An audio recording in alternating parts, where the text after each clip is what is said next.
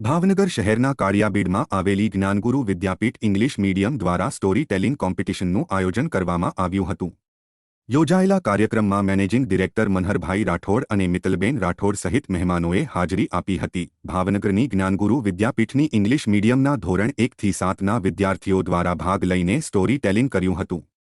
જ્યારે ધોરણ 1 થી 3ના બાળકો ઇંગ્લિશમાં વાર્તાઓ કહીને સૌ કોઈને મંત્રમુગ્ધ કરી દીધા હતા।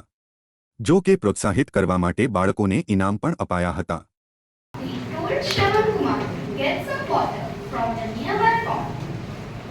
Shravan Kumar took an earthen pot and went to the nearby pond to get some water.